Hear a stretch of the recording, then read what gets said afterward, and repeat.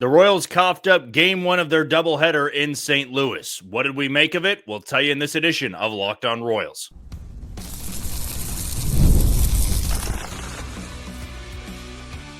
You are Locked On Royals, your daily Kansas City Royals podcast. Part of the Locked On Podcast Network, your team every day. You are tuned into Locked On Royals and the Locked On Podcast Network. As always, I'm your host, Jack Johnson, and you can find me on Twitter at JohnnyJ_15. That's at JOHNYJ_15. And you can also check us out on wherever you get your podcasts. That's Spotify, Apple Podcast, Amazon Music, Google Podcast, Odyssey, and YouTube. Just be sure to hit the follow button and subscribe.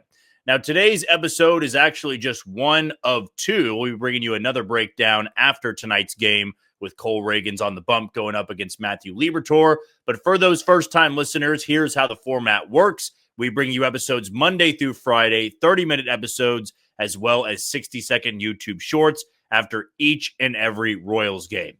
Today's show is brought to you by Monarch Money. Take control of your finances with Monarch Money and use code LOCKEDONMLB at monarchmoney.com for 50% off on your first year. So leave your questions and comments below on this YouTube video, and we'll be sure to get to them in tomorrow's Mailbag Friday. Don't believe I need to go anywhere else for game one than seventh inning, or the bottom of the seventh inning. After Noah Cameron had shoved for 6 shutout innings, really only dealt with trouble in the bottom of the second, Matt Quatraro, the Royals, they go to the bullpen. They turn to John Schreiber, and things did not go well. And the reaction on Twitter during the game, after the game, was not very high on the move, was not very positive. And it did give me a few angles to go through in today's episode, give you a few different thoughts as to why the move was made, my opinion on it, and what the move may be moving forward. So let's go back to that moment. Noah Cameron's pulled after the 6th inning. The Royals are up 3-0, and here comes John Schreiber. First and foremost, here is the reason I believe Noah Cameron was pulled. It was not that they felt his stuff was dwindling or they don't feel he can work any higher than 82 pitches. It was more of an analytical move, I'm sure. And Matt Quatraro and Brian Sweeney, Zach Bove, Paul Hoover, Mitch Stetter, they're all analytical guys. Yes, there still is the gut feeling, the trust you have in a pitcher. But what I saw was a rookie pitcher who's making his 5th big league start, staring down the barrel of the 3, 4, 5 hitters coming up, all right-handed hitters, and they were coming up on their 3rd time facing Noah Cameron. So the risk you run is Noah Cameron goes back out there. He gives up a base hit, same thing that happens with John Schreiber, and now you're calling on the bullpen to save the day, and a start that once looked really good is no longer looking that good. You might be able to get out of it, dance around the danger, and we're talking about a W in game one of the doubleheader. But for Noah Cameron, somebody that's season high in the big leagues was 92 pitches, Matt Quatraro and the coaching staff felt that he did his job. He did his part, and with the middle of the order coming up, all right-handed hitters, they were going to turn to John Schreiber, who's tougher on right-handed hitters because of the arm slot, and we're going to see if we can get these final 9 outs with the bullpen. No faults in going to the bullpen, in my opinion, considering how good they've been this year. I mean, the bullpen tossed 6 1/3 scoreless innings on Tuesday, and I get you have a different feel for it when it's game one of a doubleheader and you're always wanting to squeeze more innings out of a starter, but you don't want it to be detrimental. And the same way it was detrimental when the Royals left Michael Lorenzen in the game in that series down in Houston, where he was coming off of 7 shutout innings against Boston, and he had gotten through the first 7 innings in Houston in less than 80 pitches. And it was a 1-run game, and you knew you were running the risk, but the bullpen was a bit depleted. They were worn out. They wanted to squeeze one more inning out of Lorenzen, and it didn't work out. And on that night, the feeling was, well, why the hell would they leave Michael Lorenzen in the game? Just go to the bullpen. You tried to get too much out of him. You tried to get too greedy. I would have gone to the bullpen, right?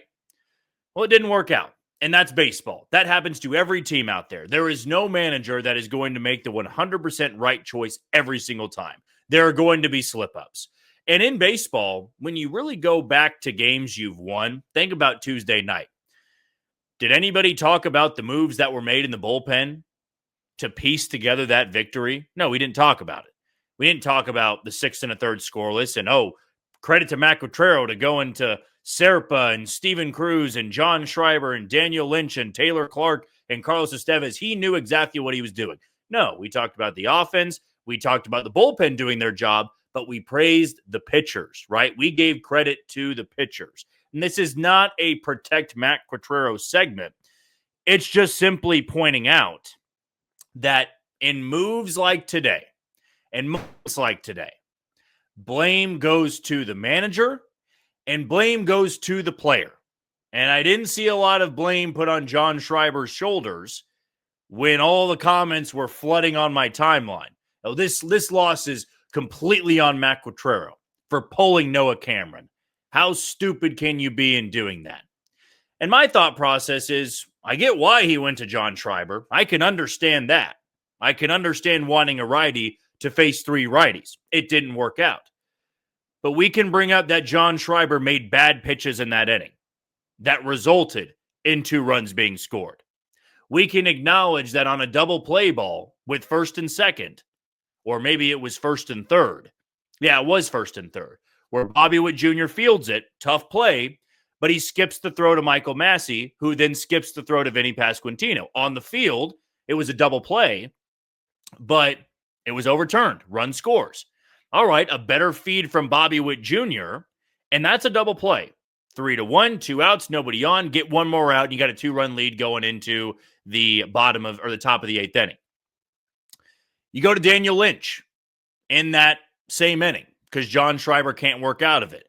And Daniel Lynch gets the pop-up to score another run. But there was also the force out that could have happened at second base where Michael Massey waits back on a hop. Maybe he should have charged it a bit more to have more time. And when he flips it to Bobby Witt Jr., he drops it. It's a bad drop from your best defender on the team. And that play happens 10 more times. I have full confidence that Bobby Witt Jr. catches that 10 times. He goes a perfect 10 for 10. And we're not worrying about it. But that was a bad error. That allowed another run to score because that ground ball would be the second out, and then the sacrifice fly becomes the third. So blame gets put there as well. Bad defense, bad execution from John Schreiber in that inning.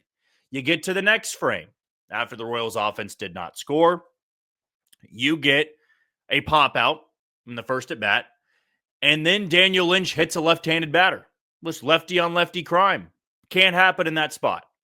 You got to be attacking in that spot when you have the advantage with a left-hander on the arm or on the left-hander on the mound facing a left-handed bat. You got to get the out there. And hindsight's 20/20. He didn't. And Taylor Clark comes in. He did not execute to the second hitter he faced. He left a not middle pitch, but a hanging pitch to Ivan Herrera, who had the go-ahead home run. So all of those things combined together resulted in the loss. We can be upset about going to Schreiber, pulling Noah Cameron. I get it. But I always try to urge people to understand why the move was made. If John Schreiber gets out of that and executes as he's done before, we don't talk about it. We don't say, well, they pulled Noah Cameron early. We don't talk about it because John Schreiber did his job. And at times, as much as I am a defender of players and I try to support the players, you also have to put blame when blame is the right thing to do for that point. John Schreiber's not the reason they lost in the same way Matt Quatrero is not, in the same way that Carlos Estevez is not and Daniel Lynch is not. It's a combination of people. I'm not a big believer in this loss is on one person. And that's the same even if a player has a game-losing error where they airmail it and the run scores at the plate. I don't put one blame on that player. I mean, go back to 2015, Game 5 of the World Series. Lucas Duda airmails the throw home. Did they lose Game 5 because of that, or did they lose Game 5 because Terry Collins left Matt Harvey in? Or because they didn't score many runs after Edinson Volquez left? Or they had that bases loaded situation where Herrera was able to get out of it, or Volquez was able to get out of it. Well, they didn't bust the game open. That's just baseball. Good teams, good managers, They leave a guy in too long and it doesn't work out, they're blamed. They pull a guy too early, it doesn't work out, they're blamed. What I am saying here and my thoughts for this game, I understand the reasoning, but blame goes in a lot of different directions. The offense had a leadoff home run. There was a moment after Jack Caglione's first big league hit in RBI where Drew Waters struck out with a runner at second and nobody out. Got to get the guy over to third base. Get the third run home. Then Vinny Pasquantino's run becomes the fourth run. 4-0's different than 3-0, as we all know, because it's not a save opportunity anymore. So there were little things that happened that contributed to the loss. They did not lose that game solely because they pulled Noah Cameron early. Okay, let's take our first break of the show. When we come back, let's give you more reaction from Game 1's loss before we preview Game 2 tonight in St. Louis. That's next on Locked On Royals. You are tuned into Locked On Royals and the Locked On Podcast Network. I'm your host, Jack Johnson, and you can find me on Twitter or X at JohnnyJ_15. Want to tell you about Monarch Money. Ever check your bank account and wonder, where did all my money go? Between dining out, online shopping, and entertainment, it's easy to lose track. That's where Monarch Money comes in, your personal CFO, giving you full visibility of your finances. Monarch Money isn't just a budgeting app, it's a complete financial command center. You can track all of your accounts, investments, and spending in one place so you stop just managing your money and start building wealth. Take control of your finances with Monarch Money and use code LOCKEDONMLB at monarchmoney.com for 50% off on your first year. That's monarchmoney.com with code LOCKEDONMLB for half off on your first year. And if you're like me, which I know a lot of people out there do the same stuff as me, like buying subscriptions for streaming services and you lose track of it and you're getting charged on your card, Monarch Money, they keep all your stuff in place so you can really assess your budget, what you have money charged to, so you're not getting confused come payday where all my money's going, or if you're looking at your bank account and just aren't happy with the result, it keeps you in order, it keeps everything in check. Can't encourage it enough. Let's give more of a reaction into Game 2 here and more things that were criticized in it. And I want to be very clear.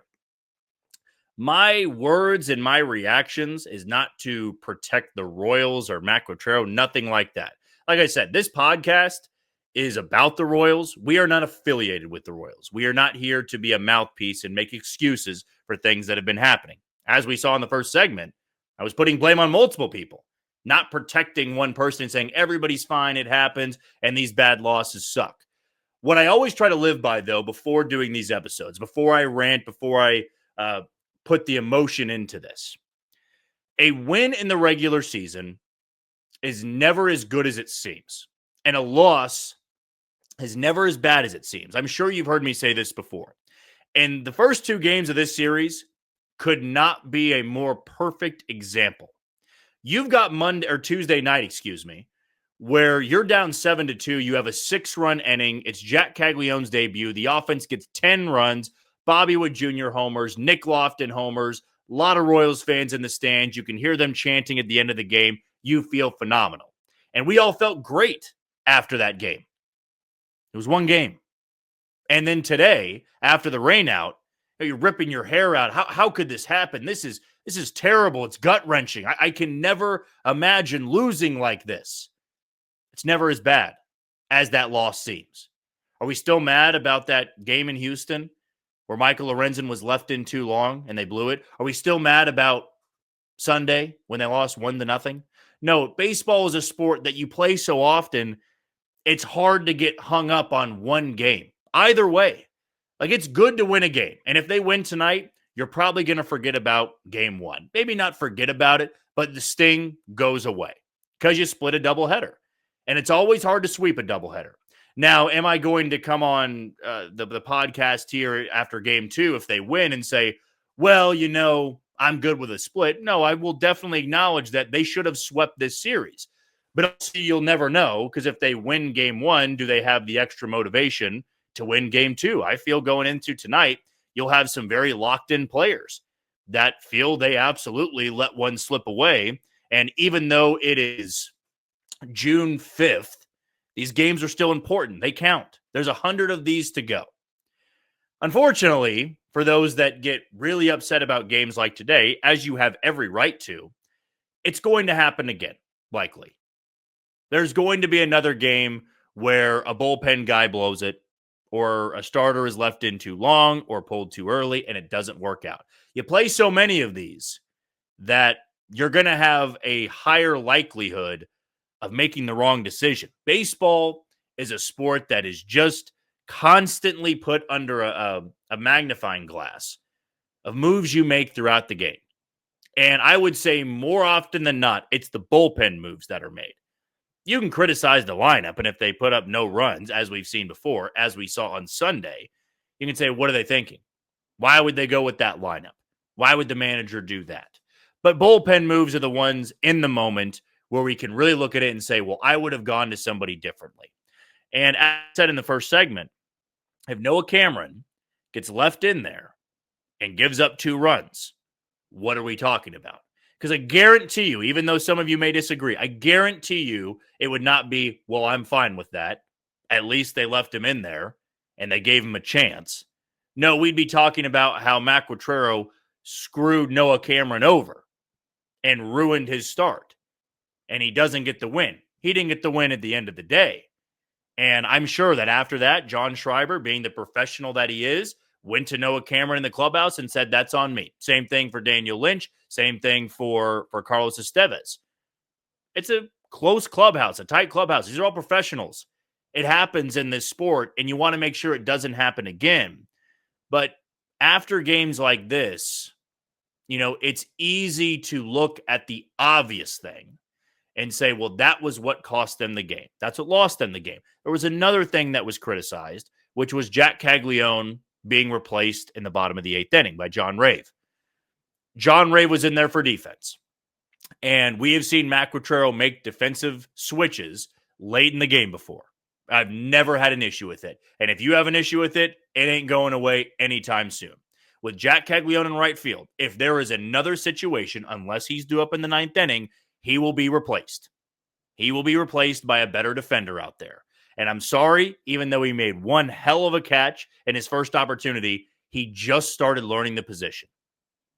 If Jack Caglione loses that game today by not being able to run down a ball in the corner, and that's how the walk-off happens, what are we talking about? How could they leave Jack Caglione out there when he's barely played right field in his career? So these are all things we have to consider. And you don't anticipate John Rave coming up in the 10th inning. You prepare for it, which they did, knowing that Mark Canha was on their bench. But you're not making that move and going, well, he's going to hit in the 10th inning. You say, if he hits in the 10th inning, we're going to go to Mark Canha. But we want to have a good defensive outfield out there. We want to have Isbell and Waters and Rave, all 3 guys that can play those positions. That way we have a good outfield for our bullpen. You do not anticipate or plan on blowing the game. You plan on winning the game. And in spots like that, you got to make the move. You got to make the decision. Matt Quatraro uses his bench a lot. And if you hate it, I'm sorry, it's not going anywhere anytime soon. It's won them a few games this year. It's also lost them a game or 2. Lost them more than a few games. That's just the way they manage. That's the way they do things here. But I can always understand the logic, whether I agree with it or not. That's maybe where I'm leading people astray here, because I know I'm going to have people disagreeing with me in the comments about this because people are fired up. But when a move is made, I want to make sense of it first. Okay, why was Jack Caglione pulled? Well, they want a better defense out there. They don't want him to be on an island in right field where he's barely played the spot because you think he might come up again in the 10th, right? I mean, the Royals took the lead before he came up in the 10th. So they did their job in extra innings, and it just didn't work out. But you have better defense in the outfield. That's getting an advantage there. You would be foolish to not replace him and leave him out there in that inning, right? That is just the way it goes with a lot of managers out there. Late in the game, 8th inning, 9th inning, you go to a defensive switch if that guy just hit. If the bullpen did their job, Jack Caglione's spot does not come up in the order. If Bobby Witt Jr. catches the ground ball, the feed from Massey, we are not talking about this in the way that we are. So frustrating as hell, absolutely. Am I pissed off about it? Absolutely. I share the same emotion that you do, but I have the emotion more toward the plays that were not made. the things that were not done, not about one specific thing. I'm not sitting here either saying they lost because Bobby Witt Jr. didn't catch the toss from Michael Massey, or they lost that game because Drew Waters couldn't move Caglione over to third, or the offense was quiet for too long. I'm not saying those things. Blame goes to a lot of different people when you blow a 3-run game. The Braves blew a 7-run lead the same time the Royals blew their game. They blew a 7-run lead in the 9th inning today. The Diamondbacks scored 8. Who does blame go to? Pitchers, manager, position players, guy who made an error? No, it's a lot of people that you put blame on. It's an ugly loss. It's a gut punch. The good news is they can respond well in about an hour and 15 minutes, or at least while I'm recording this, and try to get a split of that doubleheader and a series win in St. Louis. Let's take our final break of the show. When we come back, let's preview Game 2 and what it means before heading off to Chicago. That's next on Locked On Royals. You are tuned into Locked On Royals and the Locked On Podcast Network. I'm your host, Jack Johnson, and you can find me on Twitter at JohnnyJ_15, and look for my tweet so you can be included on tomorrow's Mailbag Friday. So Royals lose Game 1 in extras 6-5 to the Cardinals. All 6 runs came off the Royals bullpen. Carlos Estevez has his 3rd blown save of the year, his first blown save since that Rockies outing where he walked the bases loaded and then gave up the bases clearing double to Jacob Stallings. He had been on a tear of late, just didn't pitch that well, didn't execute, as you've heard us say so many times. So it brings us to Game 2, and the lineup has already been announced. If you are active on social media, you've already seen it, but for those that'll just be clicking on this episode, the Royals are going with a very heavy right-handed lineup, and they will have Maikel Garcia in center field. So they're going to have the same guys that were pretty much in there. Jack Caglione is playing in this game. Vinny Pasquantino is playing. They will have Jonathan India leading off, who was phenomenal in Game 1. He drove in 2 runs. Bobby Witt Jr. hitting second. Maikel Garcia hitting third. Vinny's hitting fourth and DHing. Salvi's at first and hitting fifth. Caglione is hitting sixth and playing right field. Mark Canha is hitting seventh and left. Lofton's at third, and he's hitting eighth. And then Fermin's doing the catching and hitting ninth in this game against Matthew Liberatore, who the Royals saw in Kansas City, the only game they won against the Cardinals back in Kansas City. But Cole Reagans makes his return. There's been some questions about, is he on a pitch count? I'm sure they'll be cautious with him, but I haven't heard anything that he is expected to be on a pitch count. It's why he had the rehab outing, and he was able to throw as many pitches as he did. But, you use the bullpen in the way you did. I'm not looking at it as that bullpen's taxed now and you can't use them. I mean, Jonathan Bowen had a very clean and efficient inning. You could go back to him. Daniel Lynch didn't throw that many pitches. Taylor Clark didn't throw that many pitches. Carlos Estevez didn't throw that many pitches. John Schreiber did, so maybe he's unavailable, but you still have a lot of guys that are available going into this game. But you hope for another good outing from Cole Reagans, and more importantly, you hope for an offense that can pull away, right? You hope for an offense that can put up 6 runs and not look back, can tag a pitcher like Matthew Liberatore, who's having a good start to this season and who was good against the Royals last time out. He's more of a crafty lefty, something the Royals struggle with. So we'll see what the 2 left-handed bats do against him, and Vinny Pasquantino and Jack Caglione. It's a big spot, though. Don't get me wrong. This is not a moment where I'm going to say, well, you get swept. It's a good team. No, you won Game 1. You choked away Game 2. You got to find a way to have a series win. And the reason I say that is, yes, you were going to Chicago over the weekend, but Detroit just got walked off in Chicago, so they split with the White Sox. The Twins just got blasted by the Oakland Athletics, and I believe that Cleveland and New York are playing later on this evening. Yeah, that'll be the finale in that game. So White Sox beat the Tigers. The Athletics beat the Twins 14-3. They also had the news of Pablo Lopez going on the injured list for a long time. He's expected to miss, I believe, 8 to 12 weeks. So multiple months at that before he rejoins the Twins rotation. That's the ace we're talking about for Minnesota. But it's a big one because you have all those teams that lost ahead of you in the division, which does make Game 1 sting a little bit more because you could gain a game and a half there in the standings if you were able to hang on and not give up 6 runs in the final 4 innings of that outing. But if you can find a way to win tonight and head off to Chicago, you are going to look back in June and say, you had a series win against St. Louis. And on the season, you split with the Cardinals. And who knows where St. Louis ends up. They're 34-27. Maybe they're a playoff team. Maybe they're not. But anytime you can win a series on the road, it's important. You hope for sweeps. You're not counting on sweeps. You go play the White Sox. I'm still not looking at series as you got to sweep them. Win the series. Take 2 out of 3. Because you stack all those on top of each other at the end of the year. That's all it's going to matter. And that's why in baseball, the flushing of bad losses and the moving on from big wins, it's so important. You can't get hung up on it. It is a sport that is played every single day. And it's just not a team in the last 2 years that we've seen get hung up on bad losses. They had some terrible losses last year that really made you want to, as I said, punch a hole in the wall. Maybe you did. Maybe you were that upset that they lost that game. They also had some outings where they snatched, victory from a team that was well in control. You think Cardinals fans were feeling great on Tuesday night? They blew a 7-2 lead against an offense that doesn't score many runs. That one stung. So maybe you look at it as Cardinals coughed up one and the Royals coughed up one. Now this is the decider.